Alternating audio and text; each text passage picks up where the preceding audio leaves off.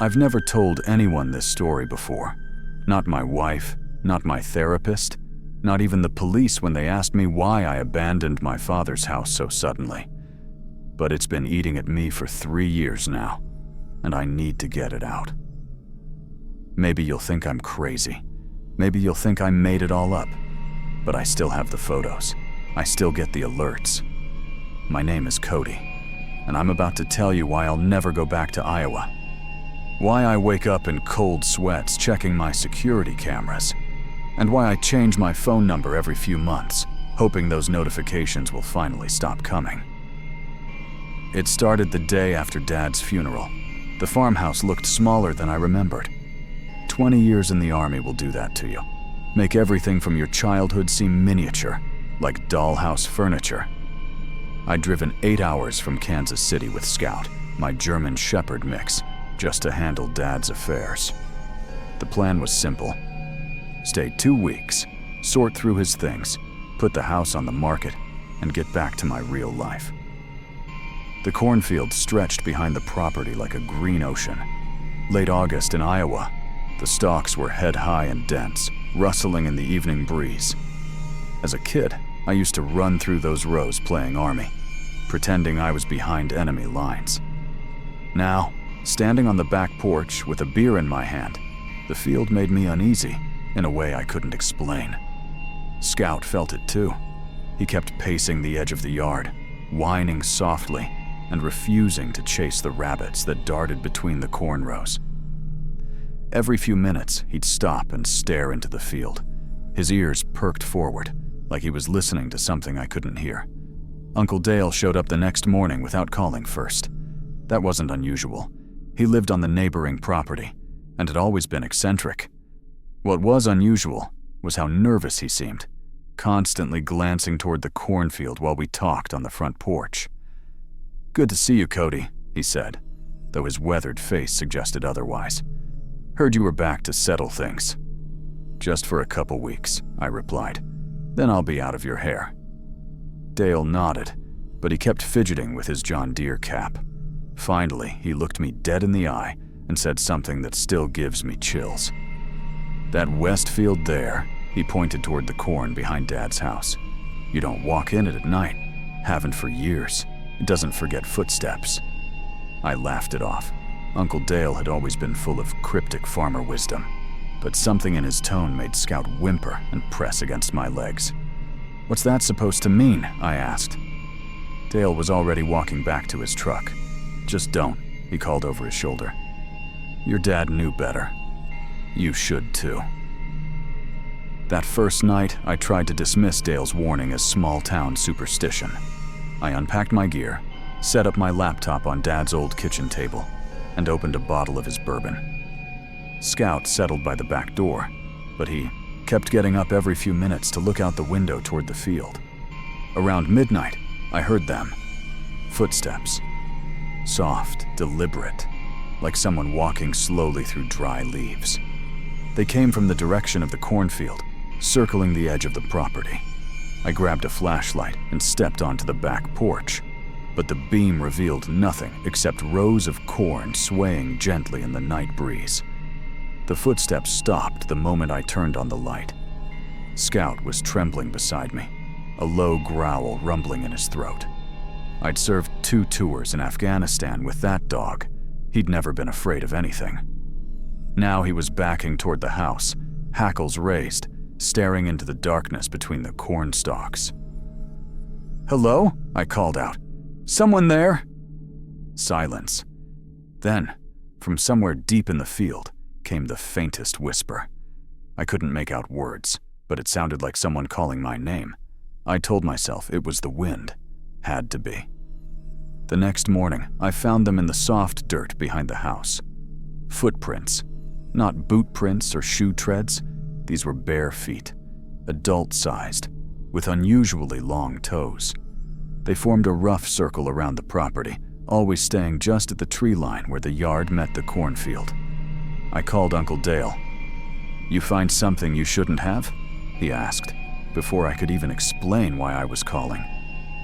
"There are footprints in my yard, Dale. Bare feet, walking in circles around the house. A long pause. You didn't go looking for whoever made them, did you? No, but good. Don't. It watches when it's hungry, Cody. Always has. Your grandfather knew, your father knew, and now you know. Just leave it be. He hung up before I could ask what he meant. That afternoon, I drove into town and bought a trail camera from the hardware store. If someone was trespassing on my property, I was going to catch them. I set it up facing the cornfield, hidden among some bushes, where it had a clear view of the yard's perimeter. The second night was worse. Scout refused to go outside for his evening walk. He planted himself in the living room and wouldn't budge, even when I rattled his leash. Around 2 a.m., he started barking. Not his usual alert bark, but something desperate and terrified. I grabbed my service pistol and crept to the back window. The motion sensor light was on, flooding the yard with harsh white illumination. And there, just at the edge of the light's reach, the corn was moving. Not swaying. Moving. Like something large was pushing through the stalks, walking parallel to the tree line. The disturbance moved slowly from left to right, and I could hear the dry rustle of leaves being pushed aside. Then it stopped directly behind the house. For maybe 10 seconds, everything was perfectly still. Scout had gone quiet, pressing himself against my legs and shaking. The only sound was my own heartbeat hammering in my ears. Then came the whisper again, clearer this time. Cody.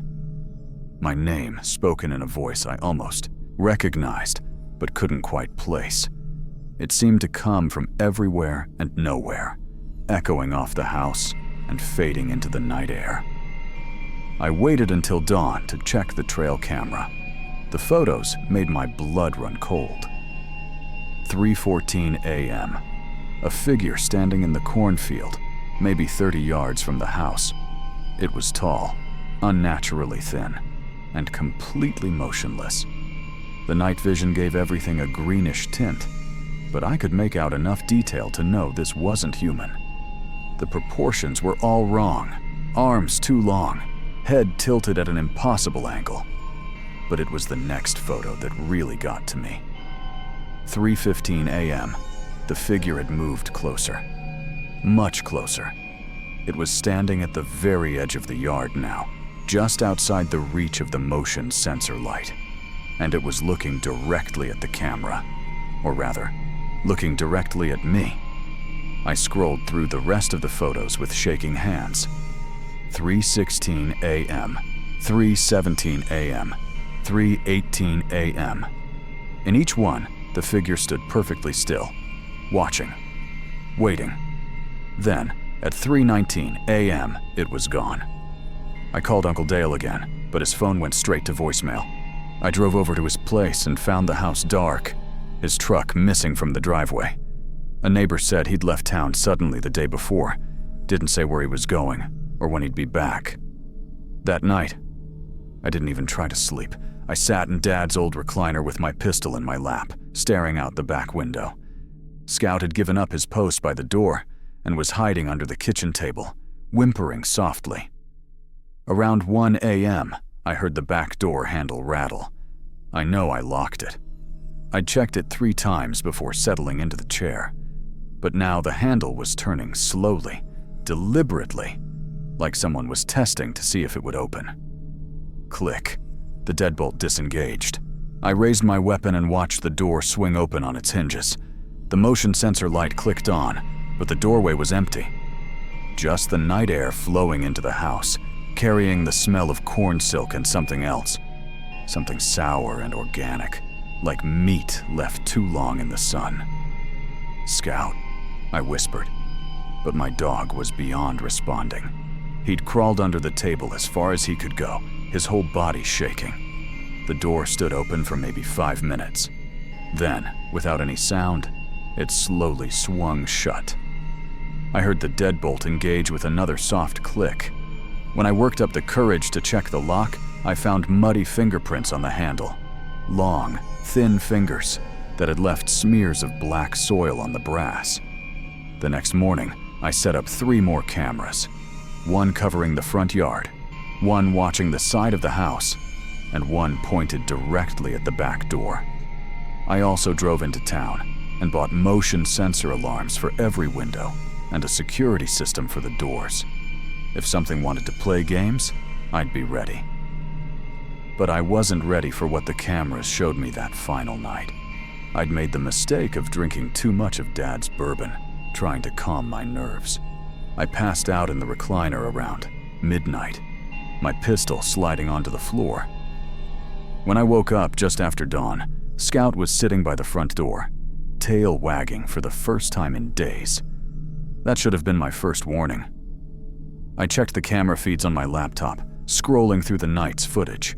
For hours, nothing. Then, at 3:14 a.m., the same time as before, movement in the cornfield. The figure emerged from between the rows, but this time it didn't stop at the tree line. It walked across the yard with slow, measured steps, ignoring the motion sensor lights that blazed to life around it. It approached the back door and simply stood there. For 22 minutes. I watched the timestamp tick by as this thing remained motionless outside my door, its head tilted at that impossible angle. Occasionally, it would shift slightly, as if testing the air or listening for something. Then, at 3:36 a.m., it turned and looked directly into the camera. The face, if you could call it that, was wrong in every possible way. The features were human enough to be recognizable but distorted, like a reflection in funhouse mirrors. And yet, there was something familiar about it, something that made my stomach drop as recognition dawned. It looked like me, or rather, like a broken version of me. The same jawline, the same eye shape, but stretched and warped until it became something monstrous. The thing stared into the camera for another minute, then turned and walked back into the cornfield. The stalks closed behind it like water, leaving no trace of its passage. I didn't pack. I didn't clean up. I grabbed Scout, threw my essentials into the truck, and drove away from that house as fast as I could. I've never been back. But the story doesn't end there. I sold the property 6 months later to a development company, sight unseen. They tore down the house and planted soybeans where the corn used to grow. I thought that would be the end of it. I was wrong. Last week, I got a notification on my phone. The trail camera, the one I'd left behind in my panic, was still active, still sending alerts to my cloud storage account. I almost deleted it without looking, but curiosity got the better of me. The photo was time-stamped 3:14 a.m., 3 days ago. There's nothing left of Dad's house now, just an empty field under a star-filled sky. But in the center of the frame, where the back door used to be, something is standing, waiting. And it's looking directly at the camera, directly at me. If you're still listening to this, you probably enjoy stories that get under your skin. A like or a comment helps keep them alive. And trust me, stories like this need all the help they can get to find the people who understand them. I've changed my phone number 4 times since then, but somehow the notifications keep coming. Different numbers, different email addresses. It doesn't matter. Every few weeks I get another photo. Always at 3:14 a.m., always showing that empty field. And every time, the figure is a little bit closer to where the camera should be. I don't know what it wants. I don't know why it chose me, or why it looks the way it does. But I know one thing for certain. It's not done with me yet. Sometimes late at night when Scout is restless, and I'm checking the locks on my apartment door for the 3rd time, I wonder if Uncle Dale was right. Maybe it really doesn't forget footsteps. Maybe it's been following mine for longer than I realize. The scariest part? I'm starting to recognize other places in the photos. A parking lot behind my apartment building, the street outside my office, the hiking trail where I walk Scout every morning. It's not in Iowa anymore. It's here.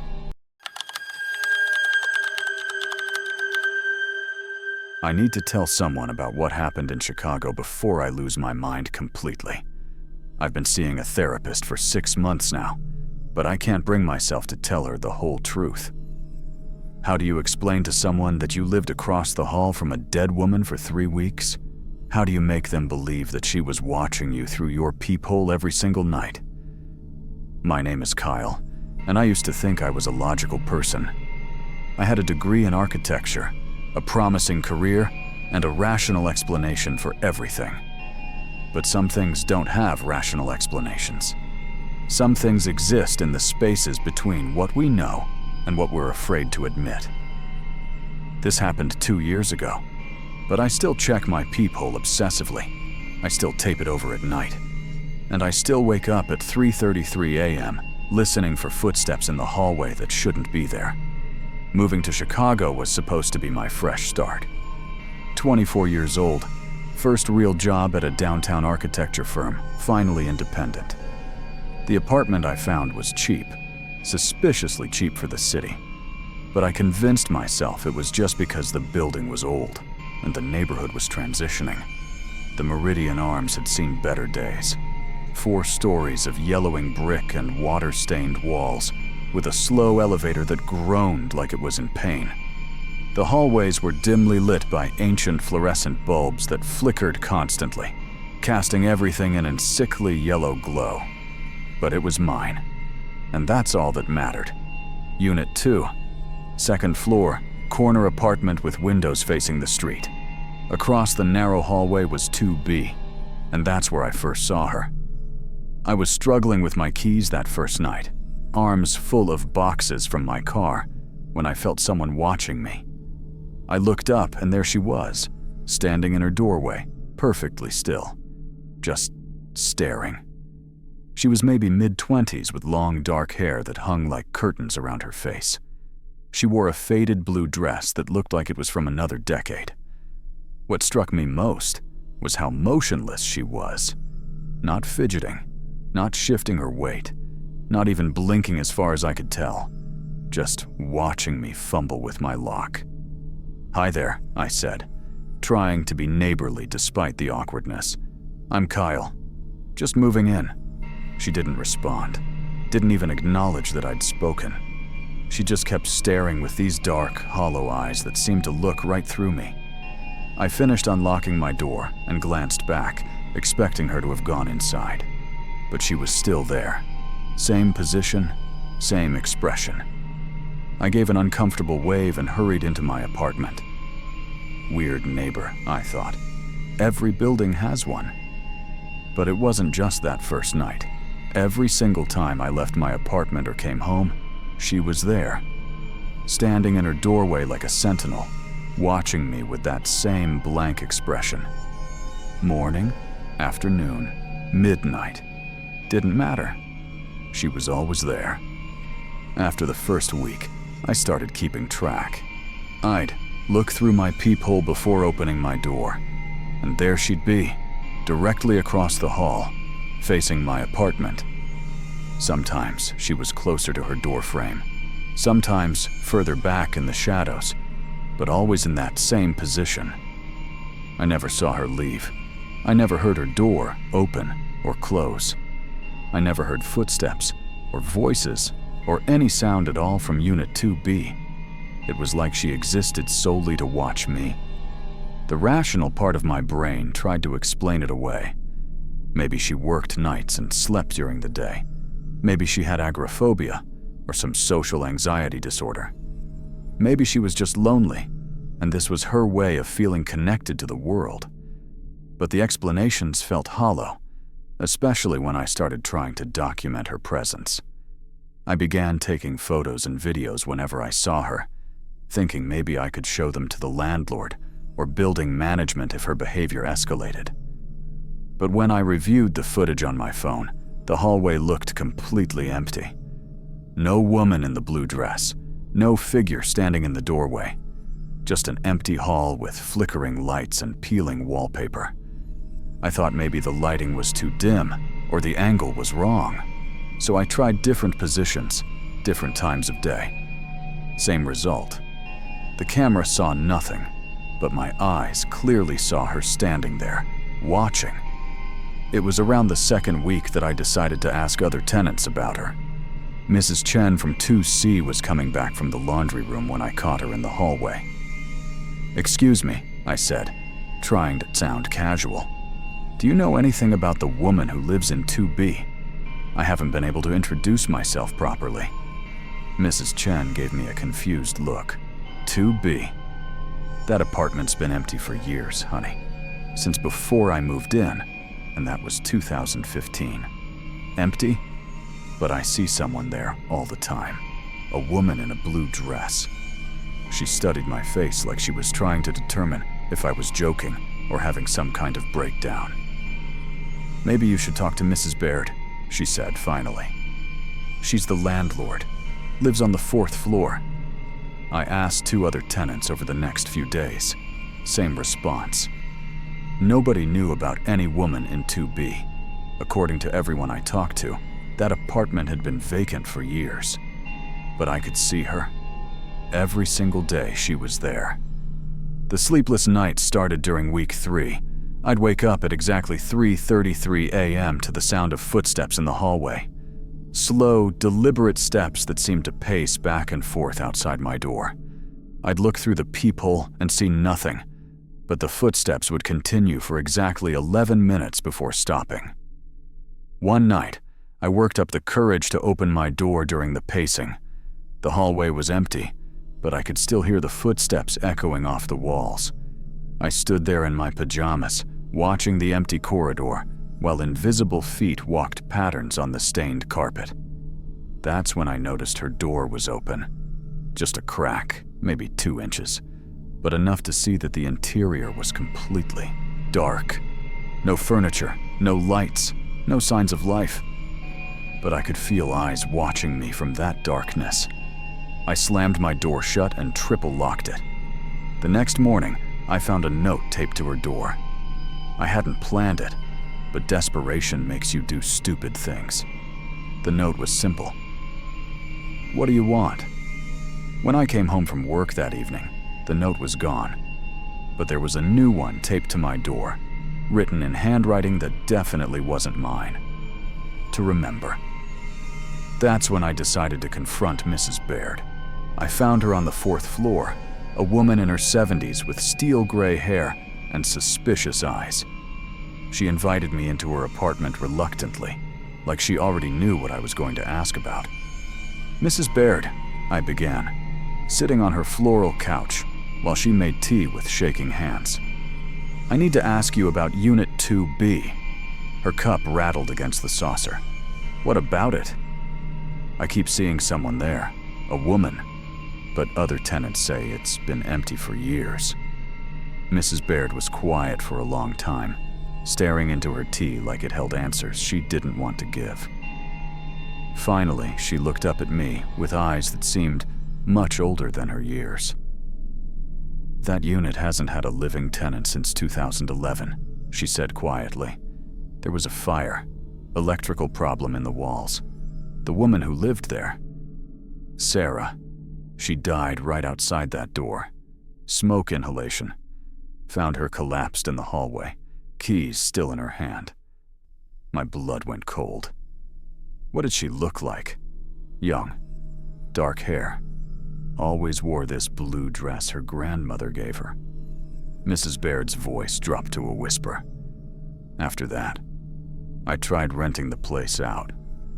Never worked. Tenants would last a week, maybe 2, then they'd break their lease. Always the same complaint. They felt watched. Always said there was someone standing in the hallway. "Why didn't you tell me this when I moved in?" She gave me a look that was part pity, part fear. "Because you were the first person who could actually see her." I left Mrs. Baird's apartment in a daze. That night, I packed everything I could fit in my car and checked into a hotel downtown. I figured I'd come back the next day to get the rest of my stuff and officially break my lease. But curiosity is a terrible thing. When I returned to the Meridian Arms the following afternoon, something was different. For the first time since I'd moved in, the door to 2B was wide open. Not just cracked, completely open, revealing the interior of the apartment. I should have grabbed my boxes and left. I should have called Mrs. Baird or the police or anyone. Instead, I found myself walking across the hallway, drawn by a compulsion I couldn't resist. The apartment was gutted, completely empty except for black scorch marks on the walls and floor where the fire had burned. The smell of smoke still lingered in the air, mixed with something else, something sweet and sickly that made my stomach turn. But it was what I found on the floor that made me understand the true horror of my situation. A letter, handwritten on yellowed paper, addressed to Kyle in my own handwriting. The date at the top was 3 days in the future. I picked it up with trembling hands and read, "If you're reading this, it means you looked. You shouldn't have looked. She's been waiting for someone who could see her, someone who could remember. Now she has you. Don't look at her face anymore. That's how she stays. That's how she keeps you here. You'll try to leave, but you'll come back. They always come back. You'll stand in your doorway just like she does, watching the next tenant, waiting for someone else who can see. I'm sorry. I tried to warn myself, but the letter never works. The cycle never breaks. Tell Sarah I said hello. She's been very patient." I dropped the letter and ran. I didn't stop running until I was in my car, speeding away from that building as fast as I could go. I never went back for the rest of my belongings. I moved back home to Ohio and found a job there, trying to pretend none of it had ever happened. But the story doesn't end there. Last month, I got a call from a number I didn't recognize. When I answered, there was only silence on the other end. But in the background, I could hear it, the sound of footsteps pacing back and forth on old carpet. I've been getting those calls every night since then, always at 3:33 a.m., always the same pattern of footsteps. And yesterday, I received something in the mail that made my blood freeze. A photograph of the hallway in the Meridian Arms, taken from inside Unit 2, my old apartment. The timestamp showed it was taken last week. In the photo, standing in the doorway of 2B, is a figure I recognize. Same posture, same stillness, same watchful presence. But it's not Sarah anymore. It's me. I don't usually ask, but if this story is getting under your skin, show it some love. It really helps keep these stories alive, and trust me, some stories need all the help they can get to find their audience. I haven't looked directly into a mirror in 8 months. Not once. I brush my teeth staring at the wall, I shave by feel, and every reflective surface in my house is covered with blankets or towels. My friends think I've lost my mind, and maybe I have. But they didn't see what I saw on that highway in Arizona. They didn't watch something impossible follow them across 300 miles of desert, appearing in every mirror, every reflection, getting closer each time. My name is Brandon, and I used to be a skeptic. I made documentaries about ghost towns and urban legends, always looking for the rational explanation behind the fear. But some things don't have explanations. Some things just are, and they wait in places where no one should be waiting. This happened last spring, and I still wake up in cold sweats, afraid to catch my own reflection in the dark window beside my bed. The Arizona desert is beautiful in its emptiness. Endless stretches of red rock and scrubland, broken only by the black ribbon of Interstate 10 cutting through the wasteland. I was driving solo from Tucson to Phoenix, scouting locations for a documentary about abandoned western towns. The route I'd chosen was deliberately remote, a 100-mile stretch with nothing but a few rundown rest stops and the occasional gas station. Perfect for filming. Not so perfect for what happened next. The first rest stop appeared around mile marker 187, a concrete block building squatting beside the highway like a forgotten monument. The parking lot was cracked and weathered, with tumbleweeds caught against a chain link fence. I pulled in just after noon, needing to stretch my legs and use the facilities. The men's restroom was exactly what you'd expect. Flickering fluorescent lights, cracked tiles, and the smell of industrial disinfectant mixed with something less pleasant. I was washing my hands when I noticed him in the mirror, a man standing in the far stall behind me. Tall, wearing what looked like a dark jacket or coat. He was perfectly still, facing my direction, but his face was hidden in shadow. I turned around to acknowledge him, maybe nod hello like you do with strangers in public restrooms. But the stall was empty. All 3 stalls were empty. I was alone in that bathroom. Heat exhaustion, I told myself. Desert sun playing tricks on your eyes. I looked back at the mirror, and it showed exactly what it should. Just me, alone, with empty stalls behind me. I laughed it off, dried my hands, and headed back to my car. But the image stuck with me. Something about the way the figure had been standing, so perfectly motionless, like a statue, like it was waiting. 50 miles down the road, I hit another rest stop. This one was in even worse shape. Half the lights were burned out, and someone had spray-painted "Abandoned by God" across the side of the building. But I needed coffee, and my bladder was full, so I pulled in. The restroom was darker than the first one, with only 2 working lights casting weak yellow pools on the tile floor. I approached the urinal, and that's when I saw him again. In the mirror above the sink, the same figure stood behind me. But this time, he was closer. Much closer. I could make out more details. The dark coat was actually a suit, old-fashioned, like something from the 1950s. His hands hung at his sides, unnaturally long fingers barely visible in the shadow. But it was his stillness that terrified me. No breathing, no shifting, no sign of life at all. Just perfect, statue-like immobility. I spun around so fast I nearly lost my balance. The restroom was empty, completely, utterly empty. But when I looked back at the mirror, the figure was gone too. My hands were shaking as I finished up and rushed back to my car. This wasn't heat exhaustion. This wasn't a trick of the light. I had seen something, and it had been in both locations. Following me. That night, I checked into a motel in a small town called Desert Wells. The place was a relic from the 1960s, all turquoise paint and neon signs that buzzed in the desert night.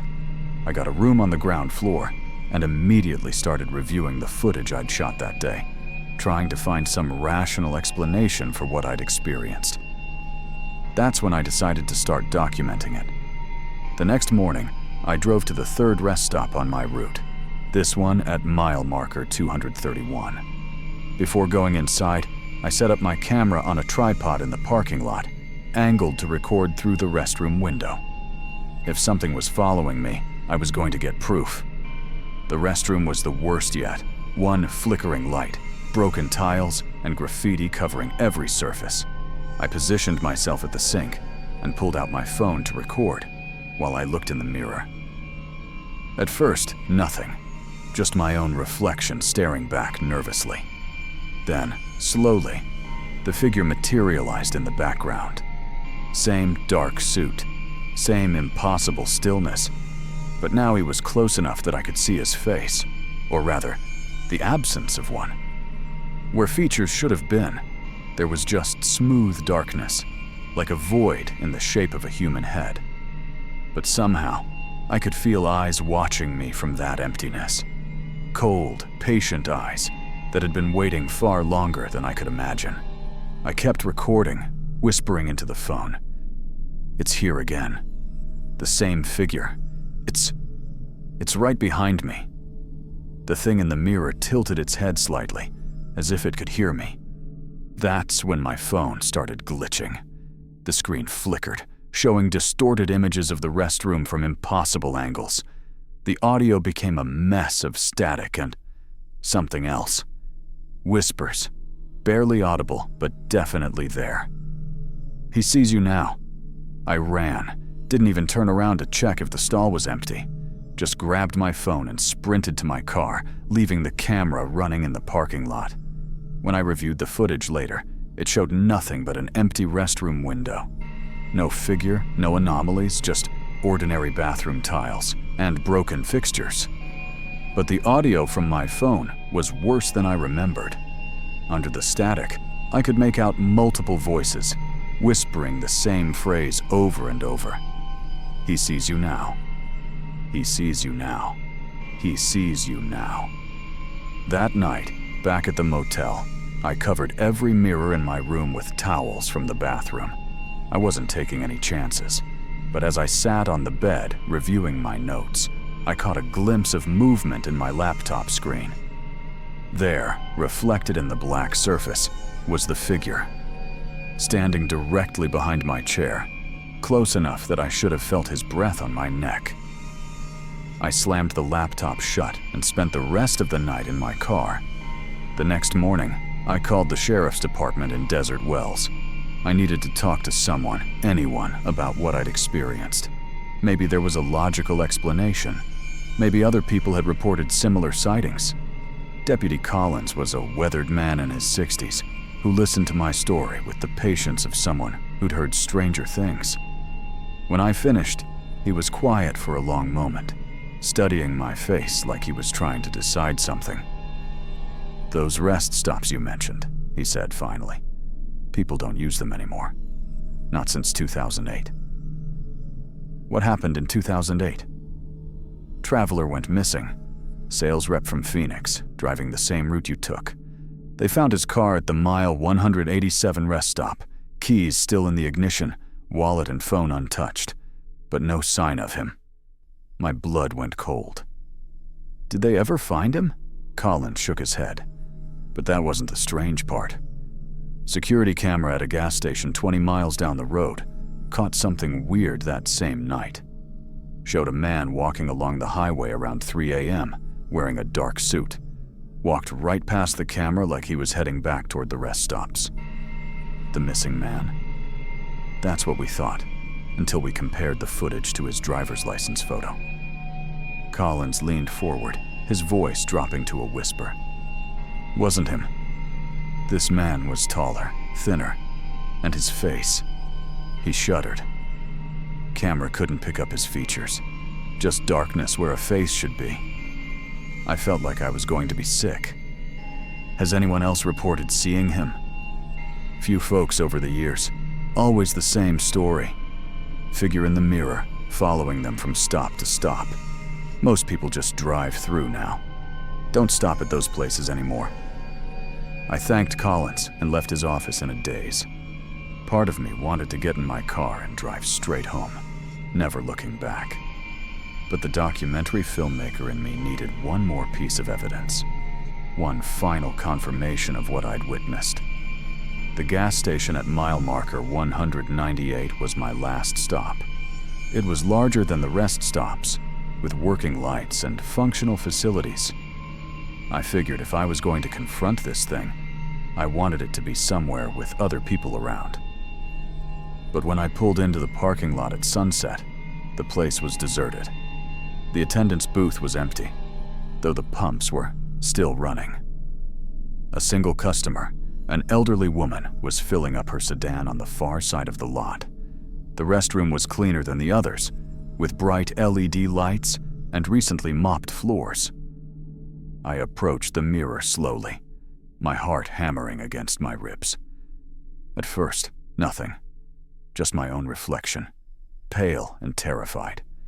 Then, gradually, the familiar figure materialized behind me. But this time was different. He was right behind me, close enough that our reflections were almost touching. I could see details I'd never noticed before.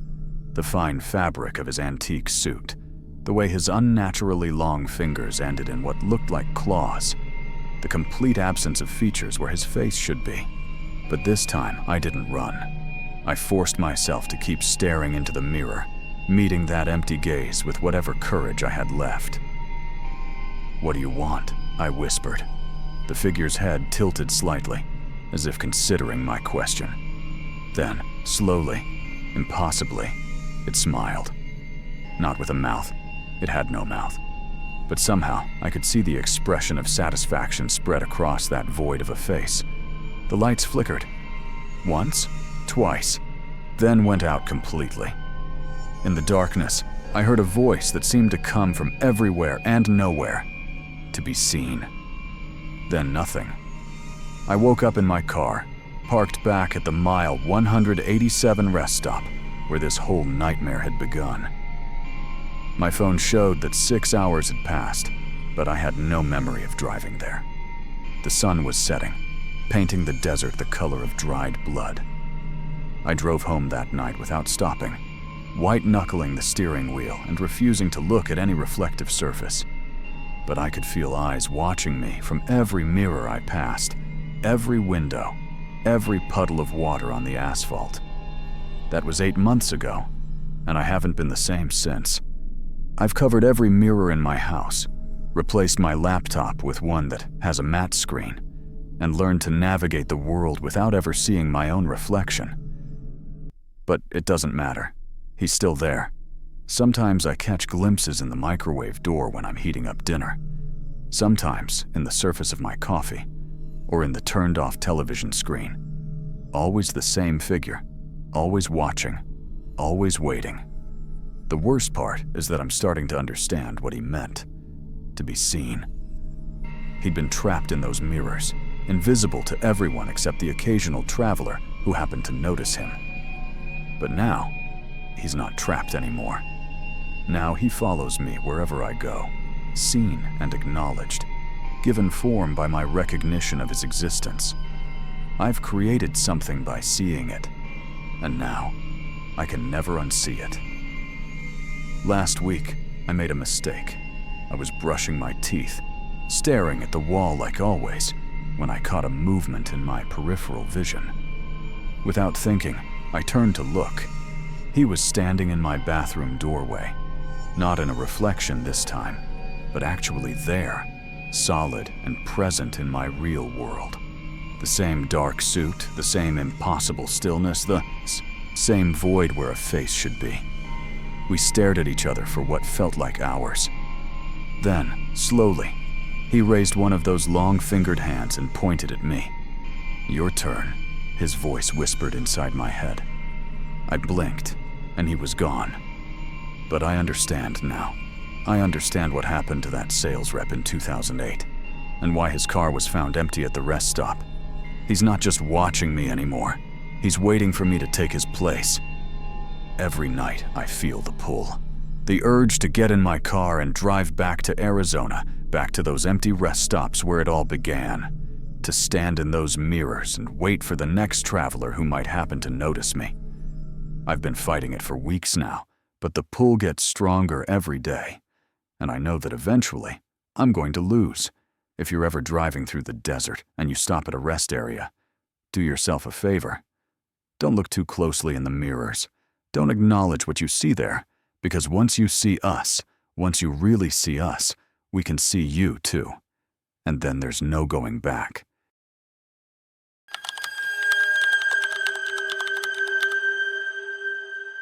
I'm telling this story from a place I never thought I'd be, a psychiatric facility in Burlington, Vermont. The doctors think I had a psychotic break after my grandparents died. They think the isolation of settling their estate triggered some kind of inherited mental illness. But they're wrong. What happened in that farmhouse wasn't madness. It was something far worse than that. Something that's been waiting in my family for generations. My name is Emily Waters, and I'm the last of my bloodline. At least, I hope I am. Because if there are others out there, others who carry our family's curse, then God help them. They have no idea what's coming for them in the darkness behind closed doors. This is the story of why I'll never go back to Vermont. Why I wake up screaming about lights flickering in empty rooms, and why the doctors have to keep me sedated every time I try to explain what really happened in that attic. The farmhouse looked smaller in the November snow, like it was being slowly consumed by the Vermont wilderness. I hadn't been back since I left for college 10 years ago.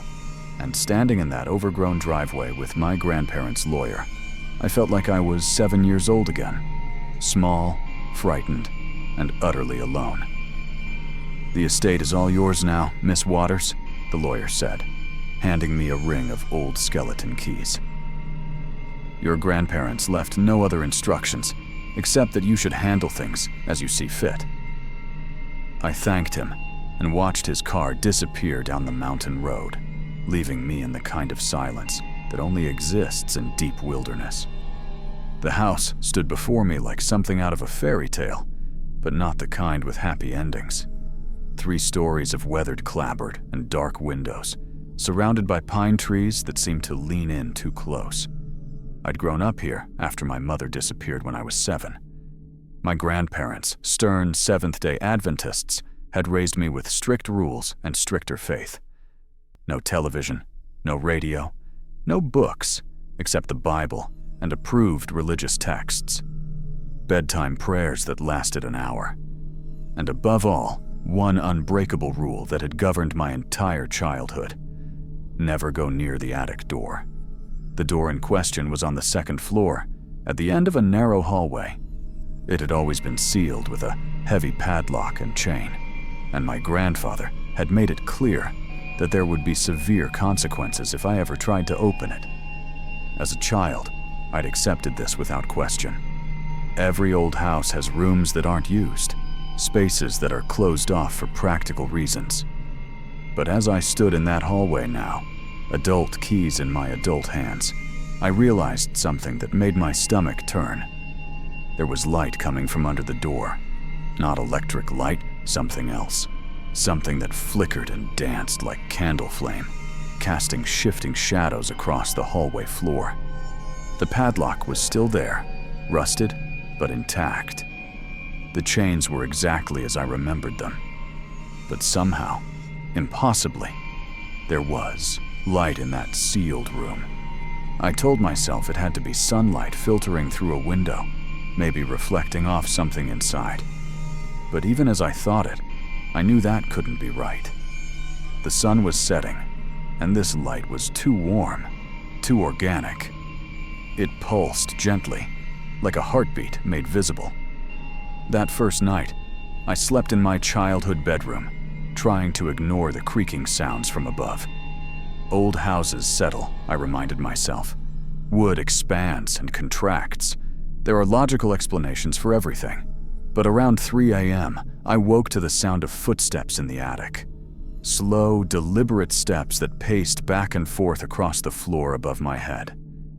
I lay there in the darkness, listening to someone, or something, walking in a room that had been locked for over 20 years. The next morning, I found something that changed everything. While going through my grandmother's papers, I discovered a shoebox hidden in the back of her bedroom closet.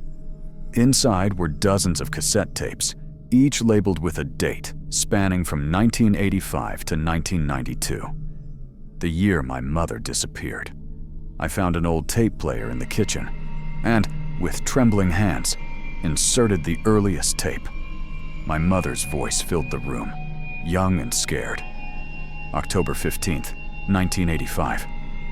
I don't know who else to tell, so I'm talking to this tape recorder. The light is getting brighter. Every night it gets a little brighter. And the voice, God help me, the voice is getting clearer too. I fast-forwarded through hours of recordings, my mother's voice growing more desperate with each entry. November 3rd, 1985. It knows my name. It whispers Sarah over and over, and when I don't answer, it starts crying. But it's not a human cry. It sounds like wind through broken glass. December 12th, 1985. I went to the door tonight. I put my hand on the chains, and they were warm, burning hot, and I heard her voice from inside.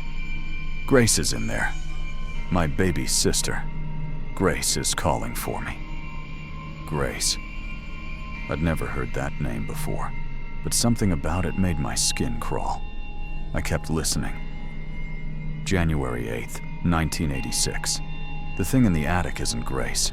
It might have been Grace once, But now it's something else. Something that wears her voice like a mask. It wants me to open the door. It whispers promises about bringing back the dead, about reuniting our family. But I know what it really wants. It wants to add me to its collection.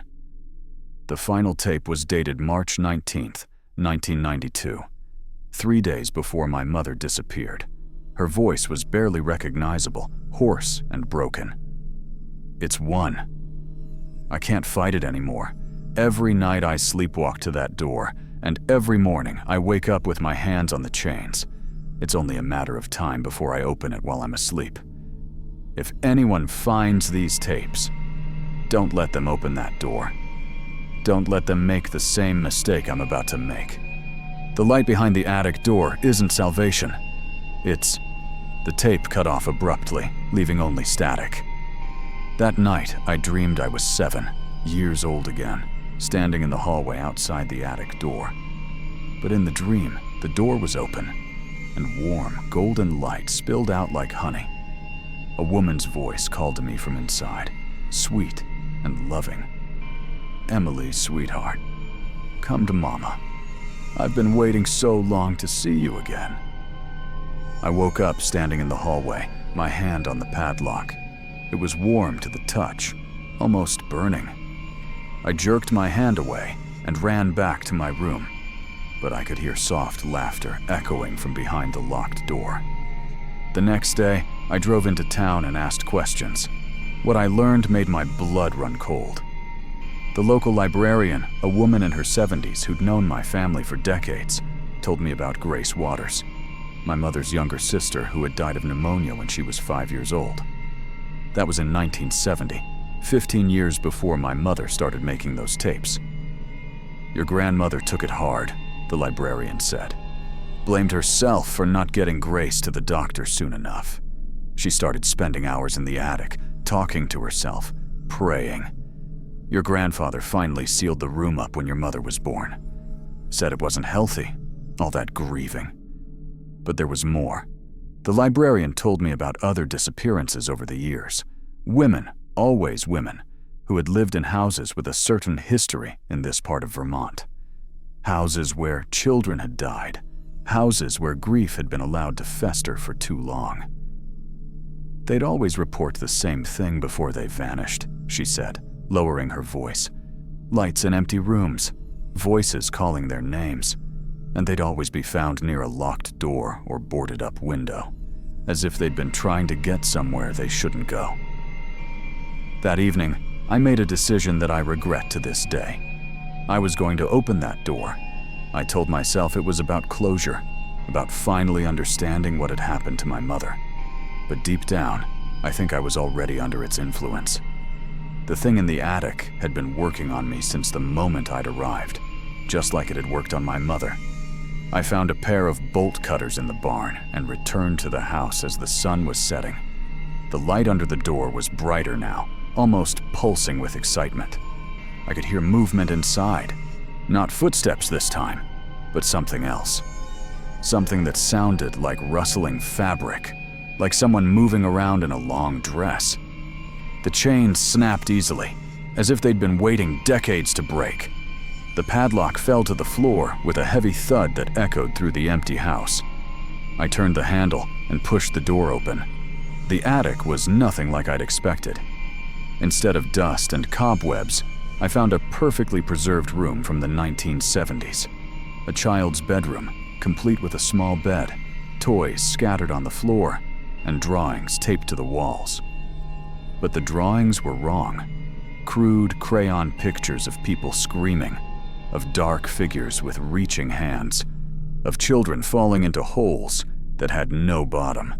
In the center of the room stood a rocking chair, moving gently back and forth, as if someone had just gotten up from it.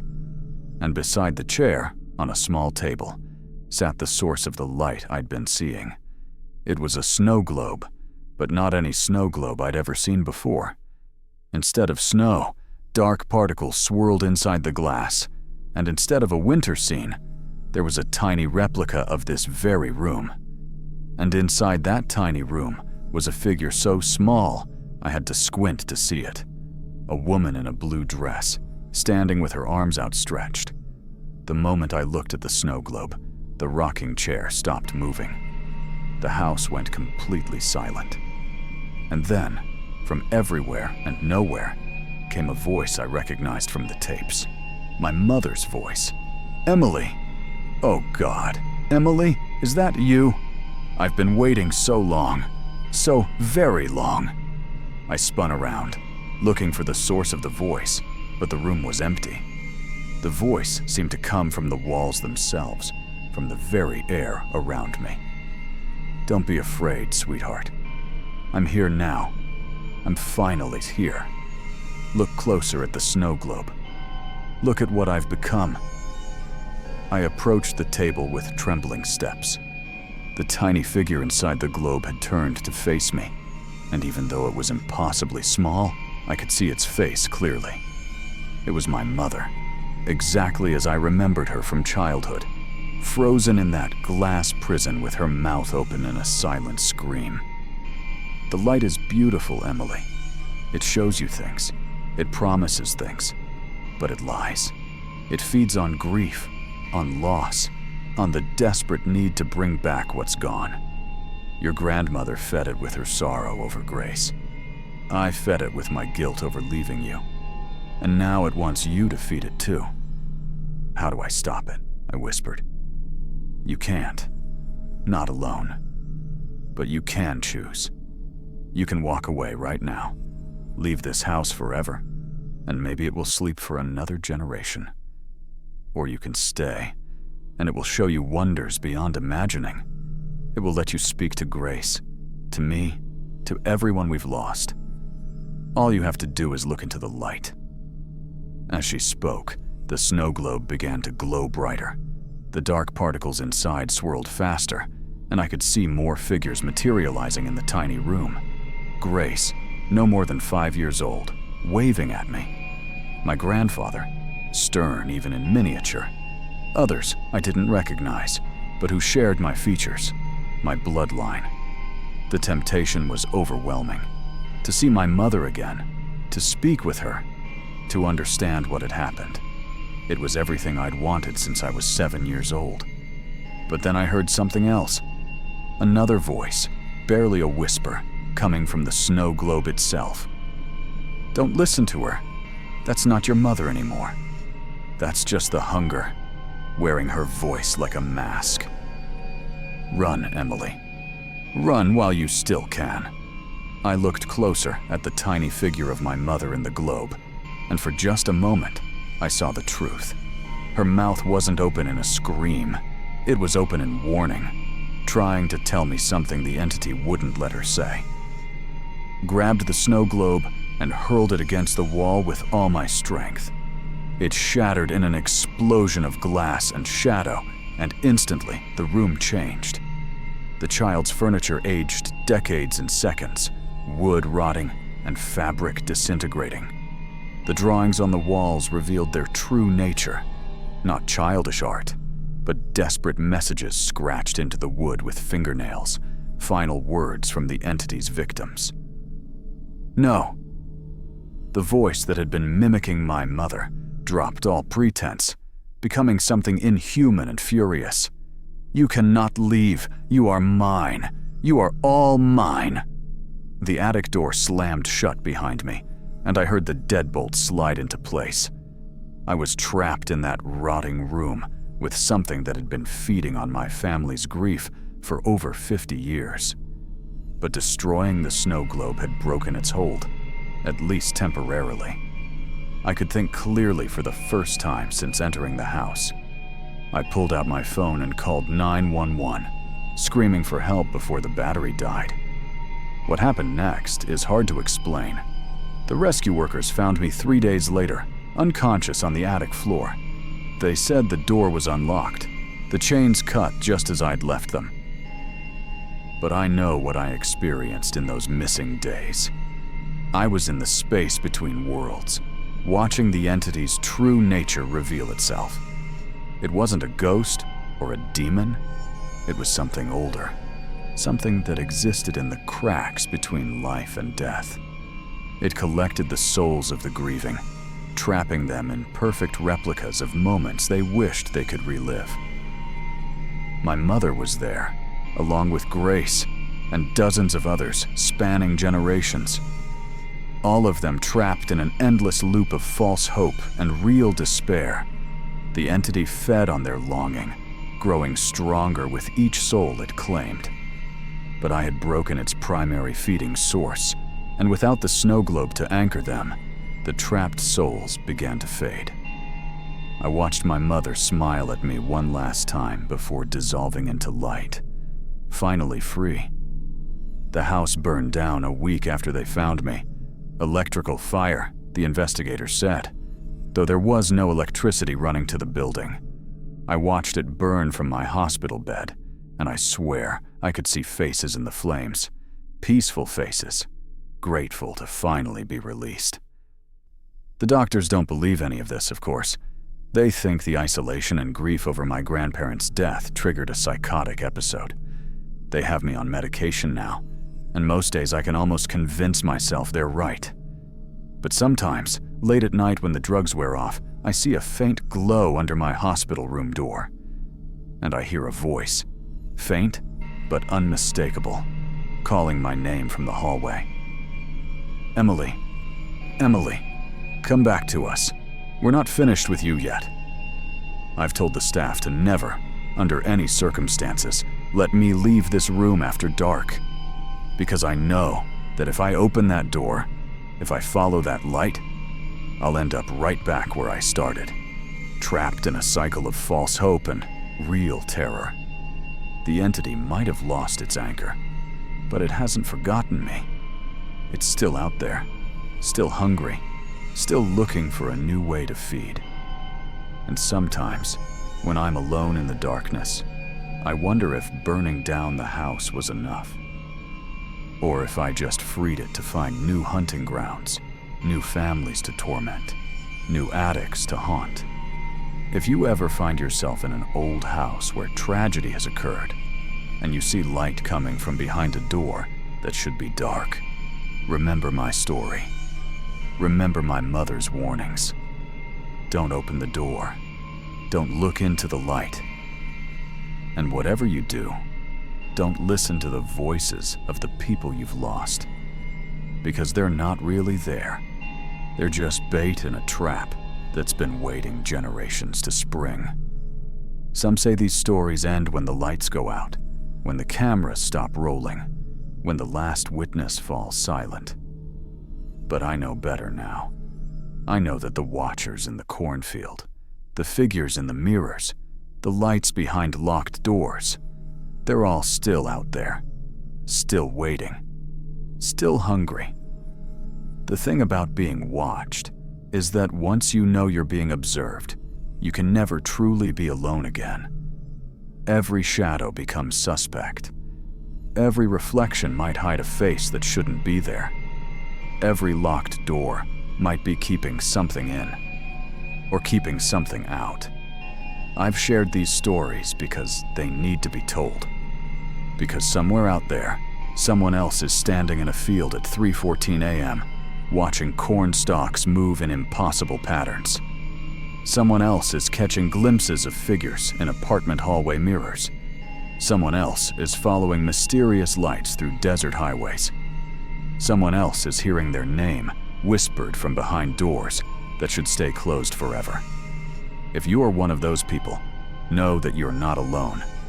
Know that others have walked this path before you, and know that sometimes the only way to survive being watched is to watch back. The stories I've told you tonight are real. The photos are real. The voices on those recordings are real. And the watchers, well, they're more real than any of us want to admit. Thanks for listening, if you made it through the darkness. And remember, just because a story ends doesn't mean the watching stops. Sometimes it's only just beginning.